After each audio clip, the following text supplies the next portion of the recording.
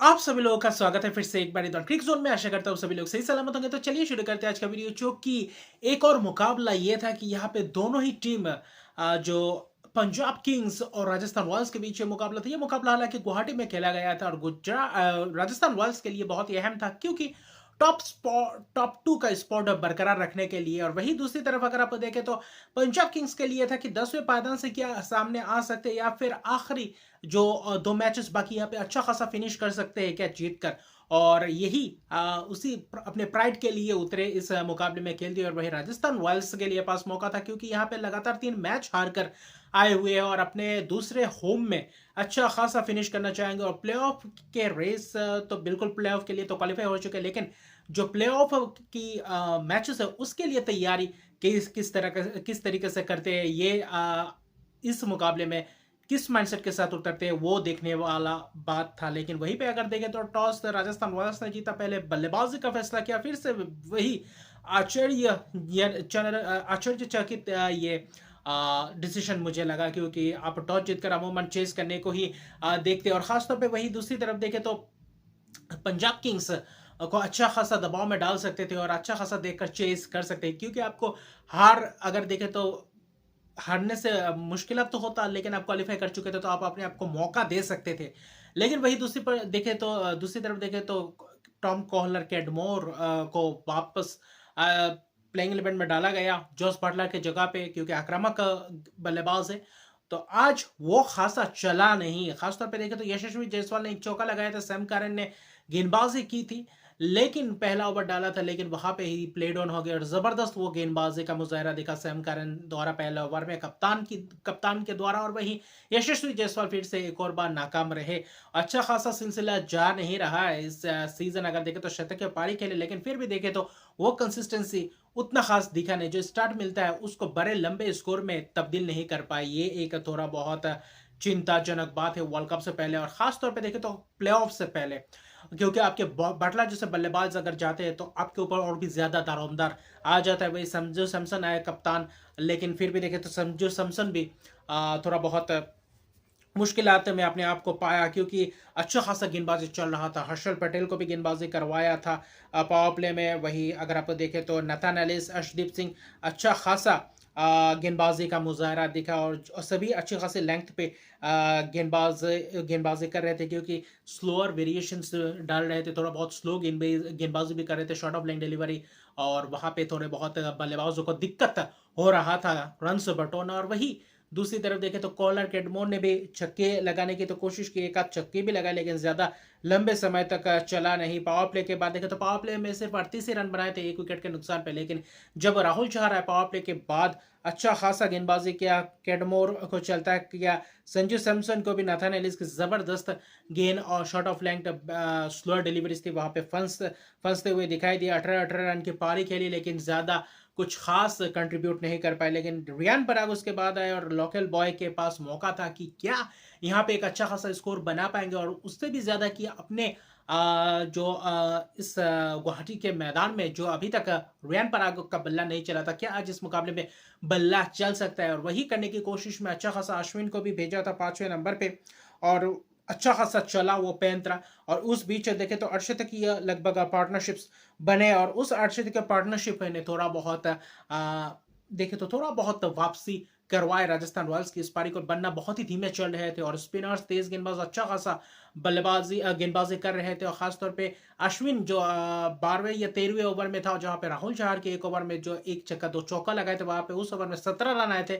वहां से थोड़ा बहुत रन गति बढ़ने की तरफ चला गया था, लेकिन उतना भी रन बटो नहीं पाए जितना चाहिए था। और थोड़ा बहुत दबाव में दिखे आज रियान पराग भी उतना फ्री फ्लोली खेल नहीं पाए, थोड़ा बहुत दबाव में दिखे। थोड़ा बहुत पिच भी स्टिकी सा पिच था, थोड़ा बहुत स्लोइश सा पिच, बाउंस उतना खास नहीं था, लेकिन वहां पे थोड़े बहुत दिक्कत आ रहा था, क्योंकि ब्लैक सॉइल की पिच है, थोड़ा बहुत दिक्कत देता है। अमूमन ऐसा नहीं होता है, गुवाहाटी का पिच में अच्छा खासा बल्लेबाजी का मुजाहरा देखने को मिलता है, लंबे स्कोर देखने को मिलते हैं। लेकिन आज इस पिच में थोड़ा बहुत स्पिनर्सों को मदद मिल रहा था, तेज गेंदबाजों को भी जो स्लोअर डिलीवरीज कर रहे थे, अच्छा खासा लाइन पे लेंथ पे हिट कर रहे थे, वहीं पे फंसा रहे थे बल्लेबाजों को। हालांकि अश्विन ने भी 28 रन की पारी खेली, फिर वही विकेट गिरने का सिलसिला शुरू हुआ। ध्रुव जुरेल शून्य पे, रोबमन पावेल 4 नंबर डोनावन फेरेरा का भी यूज़ किया जब इम्पैक्ट प्लेयर के तौर पे उसके लिए एक गेंदबाज का इस्तेमाल नहीं कर पाए बाद में।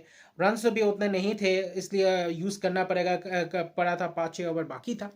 तो वो भी कुछ इम्पैक्ट नहीं डाल डाल पाया, आखिर में जाते-जाते उतना रन्स बटोर नहीं पाया, आखिरी 5 ओवर में 40 42 रन के करीब रन्स बटोरे, वरना रियान पराग आखिरी 2 ओवर की बात करें तो वहाँ पे बल्लेबाजी करने का मौका ही नहीं मिला।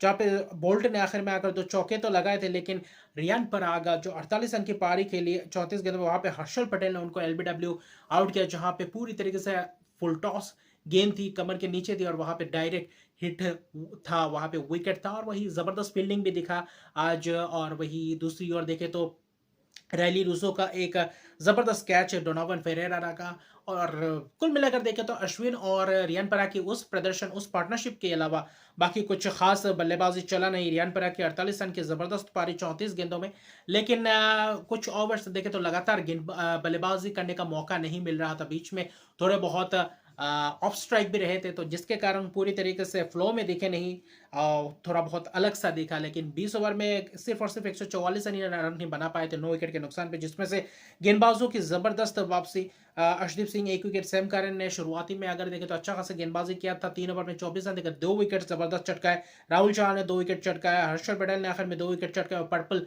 कैप उनके सिर पे है। और वही दूसरी ओर देखा नाथान एलिस भी किफायती स्पेल, आज नाथान एलिस जबकि खेल रहे थे तो अच्छा खासा कंट्रीब्यूशन रहा गेंदबाजों द्वारा और अच्छा खासा किफायती स्पेल रहा। बीच में भले थोड़े बहुत रन्स बने, लेकिन उतना खास तेज तरह और भागने नहीं दिया। 145 रन का टारगेट, ऐसा लग रहा था कि क्या उतना आसानी से चेस कर पाएंगे पंजाब किंग्स। उनके लिए थोड़ा बहुत चुनौती था, क्योंकि एक गेंदबाज आप यूज नहीं कर पा रहे थे, नांद्रे बर्गर जो अच्छा खासा गेंदबाज था उसको आप यूज नहीं कर पा रहे थे, इसलिए चाहिए था कि पावर प्ले में क्या विकेट से चटका पाते, और वही कारनामा किए राजस्थान रॉयल्स ने। ट्रेंट बोल्ट ने विकेट चटकाया, प्रभसिमरन सिंह था अलग ही आक्रामक रवैया अपना रहे थे, वहां पे पार्टनरशिप्स बिल्डअप करने की कोशिश करनी चाहिए थी। और वही रूसो आए तो थोड़ा बहुत आक्रामक रवैया अपना, 13 गेंदों में 22 रन की शानदार पारी, वो थोड़ा बहुत तेजी प्रदान कर रहे थे। लेकिन जब रायली रूसो का विकेट गिरा, फिर वही शशांक सिंह शून्य पे चलते बने और वही पूरे एलबीडब्ल्यू विकेट उनका था। और वही आवेश खान ने उसी ओवर में 2 विकेट्स और महत्वपूर्ण 2 विकेट्स, और उस 2 विकेट जो पावर प्ले में 3 विकेट गए थे, लगभग 39 रन के करीब सिर्फ बने थे। वहां पे ऐसा लग रहा था कि शायद इस मैच में भी पूरी तरीके से ट्विस्ट आ सकता है, जैसे कि पिच खेल रहा था, स्लोइश हो रहा था, वहां पे पावर प्ले में तो अच्छा खासा गेंदबाजी करके फंसा दिए थे। ट्रेंट बोल्ट ने भी विकेट चटका कर दिए थे, आवेश खान ने भी, और संदीप शर्मा ने 3 लगातार ओवर्स किए जहां पे अच्छा खासा किफायती गेंदबाजी की। लेकिन आए उसके बाद पावर प्ले के बाद स्पिनर्स अश्विन और वही चहल की जबरदस्त स्पेल, जहां पे थोड़ा बहुत चक्कर कर रखा था बेस्टो को, आखिर में चहल ने चलता किया, छक्के मारने की कोशिश में उतना खास लय प्राप्त नहीं कर पाए, सिर्फ 14 ही रन बनाए 22 गेंदों में। लेकिन जो सैम करन आए थे 3 विकेट खोने के बाद, तब सैम करन कप्तान के पास मौका था, और जब 36 रन पे 3 विकेट गिर जाते, वहां से वापसी करना थोड़ा बहुत ऐसे क्रिटिकल कंडीशंस में थोड़ा बहुत मुश्किल हो जाता है, क्योंकि आपके सामने स्पिनर्स हो रहे थे और आप ओवरसीज खिलाड़ी बल्लेबाज है, जो आप चाहल और अश्विन जैसे दिग्गज गेंदबाज आपके सामने हो, तो वहां पे सूझबूझ भरी पारी खेली। जॉनी बेयरस्टो के विकेट गिरने के बाद जितेश शर्मा और आज उनके ऊपर दारोमदार था कि यहाँ से कैसे पार्टनरशिप बिल्डअप करते, क्योंकि वहां पे चाहिए थे एक पार्टनरशिप छोटी सी, क्योंकि 145 रन का लक्ष्य था, उतना बड़ा स्कोर नहीं था, तो वहां पे बीच में चाहिए था रन बटोरना और खासतौर पर पार्टनरशिप बिल्डअप करना, और वहां पे ठीक समय पे वर्क करने में पूरी तरीके से सफल रहे। और वही जितेश शर्मा और खासतौर पे सैम करन की जबरदस्त पार्टनरशिप, लगभग देखे तो 60-63 रन की पार्टनरशिप, और उस पार्टनरशिप ने मैच में पूरी तरीके से बनाए रखा। और फिर देखे तो अश्विन के ऊपर भी प्रहार किया, आखिर में चहल को भी छक्के लगाने की कोशिश की, सैम करन ने जबरदस्त एक्स्ट्रा कवर के ऊपर से जबरदस्त छक्का मारा, अश्विन को जबरदस्त अंदाज से गेंद बल्लेबाजी कर रहे थे, सूझबूझ भरी पारी खेल रहे थे, और आखिर में जाते जाते वहां पे भी मैच जितवा कर जा सकते थे जितेश शर्मा। 22 रन की पारी के लिए बहुत ही अहम पारी, लेकिन वहां पे 2 छक्के लगाए, चौके नहीं लगाए थे। लेकिन चहल को वही आखिरी ओवर था चहल का, वहां पे विकेट देकर चले गए, तो उस वक्त ऐसा लग रहा था क्या वहां पे कुछ अलग ट्विस्ट आ सकता है, क्योंकि 111 पे 5 और वहां पे चाहिए थे 33 रन के करीब चाहिए थे रन, और वहां पे उतना मुश्किल नहीं था, क्योंकि आशुतोष शर्मा को इम्पैक्ट प्लेयर के तौर पे यूज करे थे, वहां पे था थोड़ा बहुत रन बटोरे और उसके बाद अपने आप को मौका दे सकते थे। और वहीं पे जो जब करीब 24-25-26 रन चाहिए था, और वहां से पूरी तरीके से मोमेंटम सैम करन ने छक्का लगाया बेहतरीन अंदाज से संदीप शर्मा को, फिर वही आवेश खान के ऊपर प्रहार किया, और आखिर में जाते जाते एक ओवर रहते यानी कि 7 गेंद रहते लगभग मुकाबले को ख़त्म कर दिया और ज़बरदस्त आशुतोष शर्मा ने भी एक छक्का ज़बरदस्त अंदाज में लगाया और जो कप्तानी पारी थी सैम करन की इस अहम वक्त पे आकर ज़बरदस्त कप्तानी पारी जहां पे 63 रन की नाबाद पर 41 गेंदों में 3 छक्के 5 चौकों की मदद से और ज़बरदस्त ये मुकाबला जीता। हालांकि आविष्कार ने 2 विकेट चटकाए जो शुरुआत के ओवर में, उसके बाद विकेट्स नहीं चटका पाए, वो थोड़ा बहुत दिक्कत में दिखा। अश्विन एकदम विकेट लेस रहे जहाँ पे चहल ने 2 विकेट लिए थे, लेकिन आखिर में जाते जाते वो पूरी तरीके से उस पार्टनरशिप जीते शर्मा और वही सैम करन की पार्टनरशिप ने मुकाबले को पूरी तरीके से निकाल कर ले गए और बाकी जो बचा कुचा था वो छक्कों ने चौकों की बौछार कर दिए थे सैम करन और खासतौर पे आशुतोष ने।